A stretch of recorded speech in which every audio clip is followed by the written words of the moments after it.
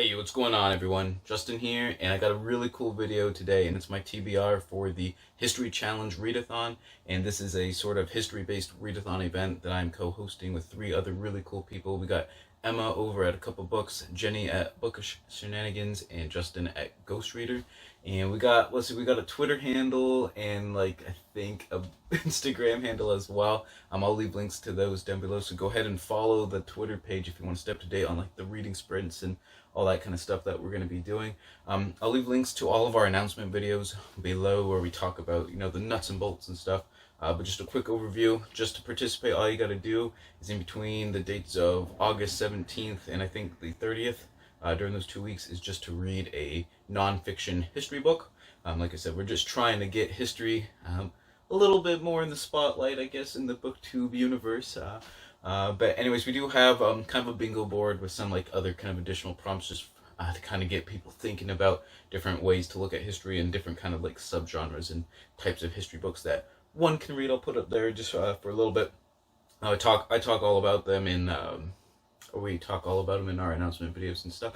And as I go through my TBR, I'll kind of just go through I think I try to hit all 16 with the 8 books that I have chosen.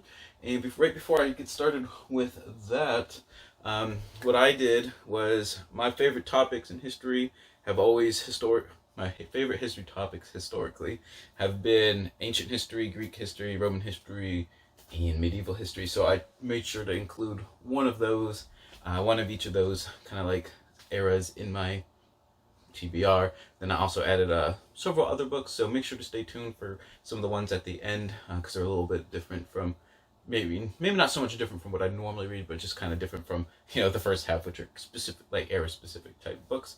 So yeah, let's just go ahead and get started. And I got my notebook out so I can remember all the different prompts that I hit and the subtitles of the first 2 books, because these first 2 are going to be audiobooks, because if I'm going to get 8 books done in 2 weeks, I wouldn't count on it happening.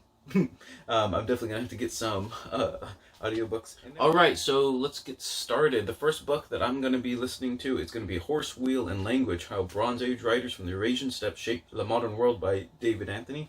And as you can tell from the subtitle, a lot's gonna be going on here. So it's definitely gonna be a macro history. We got linguistics, obviously kind of with the language part, technological dissemination, probably with the domestication of the horse, and the dissemination of the use of the wheel as well.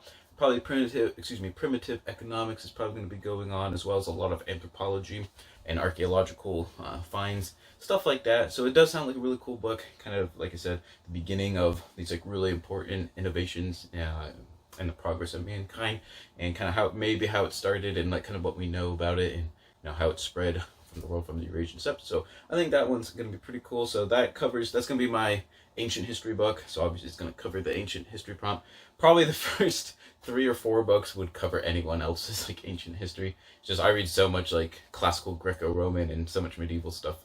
I don't really classify them as, I only classify stuff before Greece as ancient, but obviously for most people Greek and Roman stuff would for sure be ancient as well. So it's definitely going to be ancient history, it's going to be macro history, and definitely history on another continent, since it's all going to be about the Eurasian steppes. Alright, and then the second audiobook that I want to listen to is one I'm really excited for. I think it's pretty recent. I think it was either the end of last year or the beginning of this year, and it's Ghost on the Throne: The Death of Alexander the Great and the Bloody Fight for His Empire by James Romm. And I'm actually not a big fan of Alexander the Great. I actually can't stand him, despite all my Greek reading and stuff like that. But I think this book is going to be focusing more on the aftermath after he died. I don't know if it's going to be the Wars of the Diadochi, which is kind of the fights between the Seleucid Empire, the Ptolemaic Egypt, and the Macedonian dynasty under Antigonus. But anyways, like I said, I don't know if it's going to be specifically that, or literally the year or 2 after his death, and kind of just a real detailed account of that, and kind of how his empire sort of fell apart before the other empires sort of rose up in its ashes. But that's definitely another ancient history, and I'm going to go with history on another country, because that's going to be in Egypt, Greece, Turkey, well, Anatolia, but where Turkey would be today, in Syria, stuff like that. So definitely in Persia, the Persian Empire, I guess, pretty much wherever the Persian Empire was after Alexander conquered it, all the way up to the Indus Valley and stuff. So pretty much a whole nother continent in another country. So pretty much all of my history books can always be like on another country or another continent. All right, so those are my 2 audiobooks I want to listen to. Now we got the biggest book of them all, and I figured, go big or go home with the history challenge or something like that, right? So I'm going with Empires and Barbarians, The Fall of Rome and the Birth of Europe by Peter Heather, because who doesn't want to read their 14th book on the fall of Rome? I don't know, it's like every year I read 1 or 2 of these books. I don't know, it's almost like a subgenre of Roman history unto itself, and this is, oh boys, well, I guess it's about 600 pages of actual text and then another 100 or so of notes and index and stuff. Though I do have it on pretty good authority from some of my friends from a long time ago who read other books by Peter Heather and said it's really good. So I'm hoping this one's really well done. I read, let's see, Ruin of the Roman Empire by James O'Donnell. I'll grab that right here. 2 months ago, right here. That one was not quite as thick, but still pretty thick book. And it was super milquetoast, not gonna lie. So I'm hoping this one is a little bit better. So this obviously is another ancient history, another, history on another country, dealing primarily with Italy, in the western, half of the Roman Empire. But this is also going to count as the one of my favorite time periods, just because late antiquity, which is sort of about the reign of Diocletian after the crisis of the 3rd century, up to about the reign of Charlemagne, which would have been in the late 700s CE.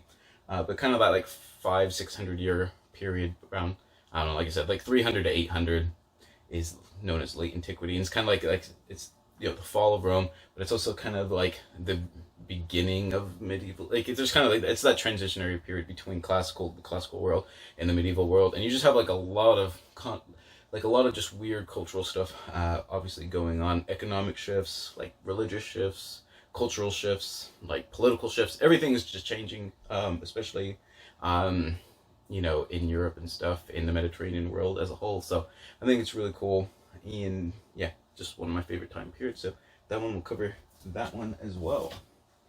All right.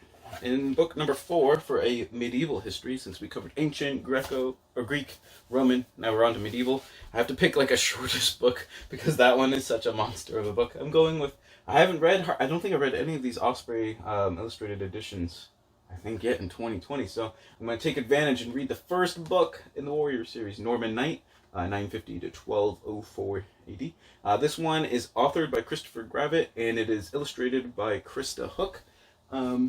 And if you've never seen these Osprey illustrated editions, what the illustrators do is they have tons of plates in the book that are pretty much as historically accurate as possibly we can know based on the archaeological and textual evidence and stuff.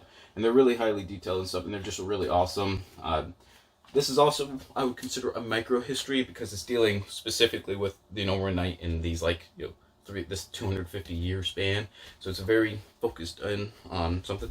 And if it does cover kind of the Norman conquest of England under William and 1066 at the Battle of Hastings and stuff, I think that could also cover as revisit a school topic, because I assume I learned that in school, but I don't really remember anything from that particular class. But yeah, I encourage you to check out this series. There's literally hundreds in the series, so if you have any kind of, I don't know, ancient medieval, they actually have a lot of modern stuff as well. I don't know why I keep saying ancient medieval, but just on the back we got Norman Knight, Viking Hereseers, Samurai Warrior, U.S. Cavalryman, Saxon Thane. So you got all kinds of cool stuff, and like I said, they're really historically accurate and just really cool. And tons of notes as well, and obviously, I think you saw some photographic evidence as well. All right, book number 5. This is kind of one of those in-between-ish books. World War I is a topic that I've started to gotten into in the past couple of years that I didn't really read before, but it's pretty much the only modern-ish event or topic, I guess. You could say that I'm really interested in. I know, I've said this before, but once it hits about Renaissance, my interest in history just kind of plummets. But World War I is one that really sticks out to me for some reason, and I'm going with John Mosier's Verdun, the lost history of the most important battle of World War I, 1914 to 1918. So I'm going to count this as my contemporary history, or one of the 2 books that are going to be contemporary history, because it was 100 years ago. compared to everything else I read, this is basically yesterday. Like, for example, the Horace wheel language, that's, 4, 5, 6,000 years ago. So, anyways, and I think since it's the lost history, I don't know if it's like more evidence about like the Battle of Verdun or actually how it went down. Maybe, I'm not really sure. It could be revisiting a school topic, because even though we covered World War One, I think it was like 2 days or something. So, if you don't know, Verdun is probably considered like the bloodiest single battle, even though I guess continuous battle like ever fought, like in mankind, in human history, in mankind history is what I was about to say, but in human history, if you count like the German and French losses combined, is easily well over 1 million that was fought over 10 months over Verdun, and it's kind of like outlying like little fortress bunkers. But anyways, I'm not really sure what the lost history part of it is, but maybe I'll find out and learn a lot about it. Hopefully, it's the plan. All right, let's see. And now onto some of the more interesting, I guess not just like focused on like a certain era type books. Like I said, I picked those 4 and kind of the World War One book on purpose, just because it was like the 4 topics that I'm like most always interested in history. I'm always interested in those topics, so that's what I read a lot of. All right, next up we have A Legacy on the Land. A black couple discovers our national inheritance and tells why every American should care, by Audrey Frank Peterman.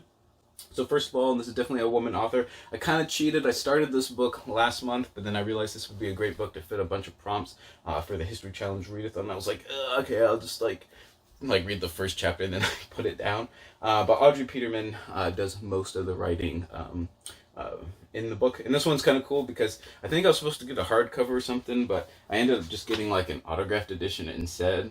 So I was like fine with that, because I think that's pretty cool. I don't know if maybe I can show that a little bit more steady. So anyways, definitely fits the prompt of a woman author. And I think it is kind of cool that it's a husband and wife team. I have some medieval history books that are like that as well. And I think I read a Viking book that was a father-daughter team. But there's not many like spouse teams, I guess, writing a lot of like books in general, not just like history or nonfiction books. Also, it's definitely a history by a black author, so that fits the BIPOC author prompt. And I might count this as local history, because I know Acadia National Park, which is a national park in the state of Maine, is covered in this book as well, even though that's not really the focus of the book. But most importantly, it's going to fit the prompt of a social issue or social movement. And like one of the, since everything that's been happening in the world, one of the issues that has come to like the forefront in my mind is all the different obstacles and barriers that many minorities and immigrants and people of color that have to deal with, that I guess I really wasn't that conscious about, was just like in national parks, in the great outdoors in general, whether that's like state parks or just like preservations and wilderness areas and things. I guess I always just assumed, that's just kind of like out there for everyone to just, take advantage of. I guess take advantage of is definitely not the word I want to use, just to like utilize, I guess. But after like researching a bunch of stuff, there has historically been a lot of like obstacles and even like segregation and stuff in even like the national parks and stuff, which really makes me sad, just because like I live in the middle of nowhere. just as a reference point, the population density of the town I live in is 10 people per square mile. So just as a reference point, so I'm always a proponent of just getting out in the great outdoors and out in nature. And if you follow my Instagram, you'll see like moose and bears and butterflies and all kinds of stuff. And what this book does is they took a tour. They decided to like kind of like travel across, do like a Great American Road Trip, and focus kind of like on national parks and stuff. And it's kind of just their experiences that they encountered along that kind of like vacation travel time that they did, but also some of the stuff that they realized, like some of the barriers that I mentioned, that hopefully I'm going to learn a lot more about, kind of like how they're going to overcome it and what they're trying to do to kind of like tear those down and make it actually open for everyone. And like I said, it's just an issue that I didn't really realize till a couple of months ago, and it's something I want to learn more about, which is why I'm reading Legacy on the Land. And also, obviously, this would count as kind of like a autobiographical memoir for that prompt as well. All right, next up, let me make sure yeah, I think I covered everything on that one. All right, we got one of the problems I don't read too much on, and it's historical fiction.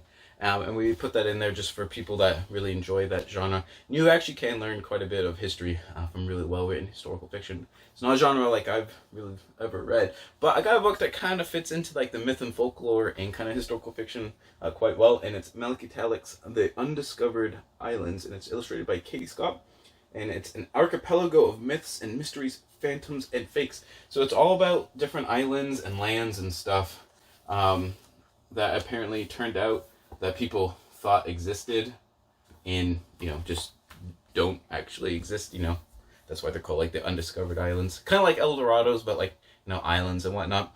And it's kind of an interesting one just for me because there is, in kind of, like, New Brunswick and kind of, like, northern Maine and stuff, there was, like, kind of a myth of, like, the pioneers and stuff, of the lumberjacks of a place called Norumbega, which was essentially, like, the El Dorado of the north. I assume it was just more like, instead of gold and stuff, it was like fur pelts everywhere, I guess. I'm not 100% sure, and obviously it doesn't exist, but it's kind of like I said, it's like a nearby El Dorado type thing. But I figured this one will cover a lot of stuff I don't know about, and it's just going to be kind of like a fun, like kind of, maybe not silly is not the right word, but kind of like lighthearted read about, different legends and stuff that people thought existed, but kind of spent, hopefully not like their whole like lifetime like looking for it, obviously not finding it, but I think this fits the historical fiction, kind of the myth and legends prompt quite well.